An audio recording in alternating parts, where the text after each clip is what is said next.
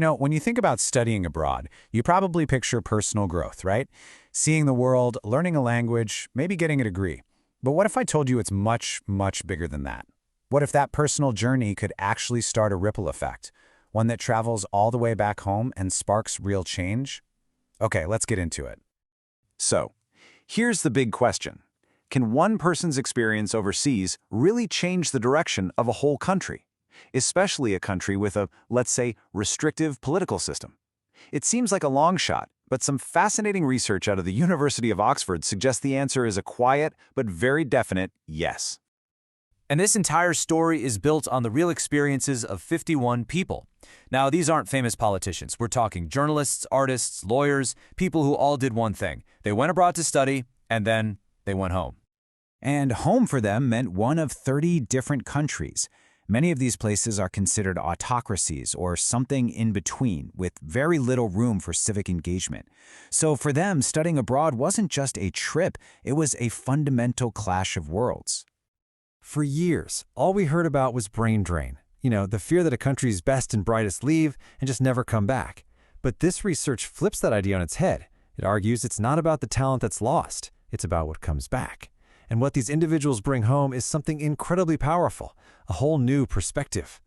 So what is it they bring back? It's not some kind of political playbook or a specific ideology they're trying to install. It's something way deeper. The researchers call it democratic consciousness, and this has nothing to do with political parties. It's a completely new way of seeing the world, of seeing authority, responsibility, and what's even possible. Okay, so what exactly is democratic consciousness? The key thing here is that it's a moral and reflective way of thinking. It's about pluralism, the idea that lots of different viewpoints can and should exist together. It's about accountability, the belief that people in power have to answer for what they do. And it's about participation, that everyone deserves to have a voice. And the thing is, you don't learn this from a textbook. It's forged by the real-life experience of living somewhere totally different. The research found this consciousness doesn't just appear out of nowhere. It develops in 4 main ways. You start comparing your home to this new place. Your own moral compass gets a little jolts, a realignment. You get recognized and included in ways you never were before. And you actually get to participate in a different kind of civic life. And sometimes, it's the simplest things that spark this change. Take this journalist from Kazakhstan. He saw his German roommates using their holiday to cook for the homeless. He asked them, "Is this like a mandatory class or something?" And they just said, "No, we just decided to do it." That single moment, that voluntary act of kindness, it completely rewired his entire understanding of what it means to be a citizen. But what happens when you take this powerful new mindset back to a place that's just not built for it? Well, that's the reality check. You come home and have to navigate systems where accountability is a joke, participation is squashed, and having a different opinion is seen as a threat. A lot of them return to what political scientists call an anocracy. It's basically a hybrid system, this gray zone that's not quite a democracy, but not a full-blown autocracy either. Maybe there are elections, but they're rigged. Maybe there are laws, but they're not applied fairly. And it's in this super complicated, constrained environment that they have to figure out how to actually make a difference. So how do they do it? Well, it's not usually by organizing big protests or running for office. Instead, they find these really clever, subtle, and strategic ways to put their new consciousness into action. The research actually pinpointed 5 key ways they make a difference.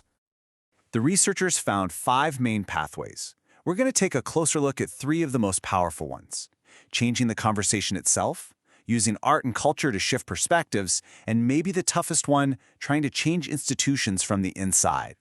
The first one is called discursive reframing. It sounds academic, but it's really just the art of changing the language. It's about finding the right words to make new and sometimes really controversial ideas easier for people to hear and accept.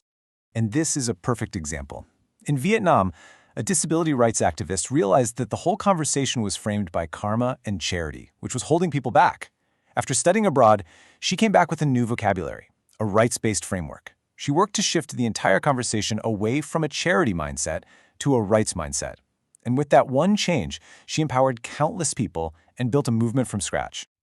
Next up is symbolic intervention. This is about bypassing politics completely and going straight for people's hearts and minds.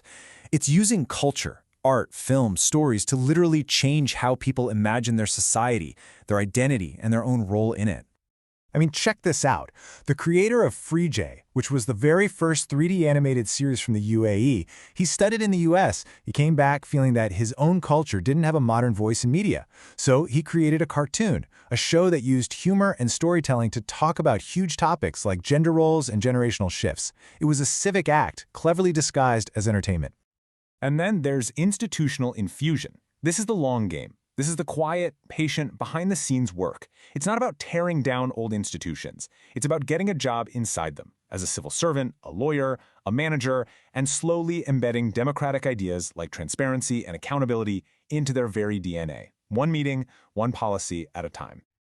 And this work is happening everywhere. You can see on this chart, yeah, the majority of it, more than half, is happening in what we call civil society. But a really significant chunk is also happening from inside institutional politics and through culture. These ripples are spreading through every single sector. This brings us to what I think is the most powerful idea in this entire study. In these tough environments, sometimes the biggest victory isn't about winning a specific fight or passing a new law. Sometimes the biggest victory is simply to endure. It's what's called the power of presence. Presence is this idea of just sustained engagement. It's the hard, moral work of showing up day after day and holding the line. It's not about being the loudest voice in the room. It's about having the resolve to stay in the room, keeping that space for civic life open even when everything and everyone is trying to shrink it. This quote from a former ombudswoman in Peru, it just says it all. She described her institution as being the last car on a train that was falling behind. And she said her job wasn't to magically speed the train up. Her job was to simply hold on to that last car, to fight with everything she had to keep it from falling any further behind. Her job was to just hold the space. So that leaves us with a final thought to chew on. In a world that is obsessed with loud headlines and instant results, this research asks us to value a quieter, more patient kind of progress. It asks us to see the heroism in persistence, and it leaves us with a question we should all probably ask ourselves. What does it truly mean to hold the space for change?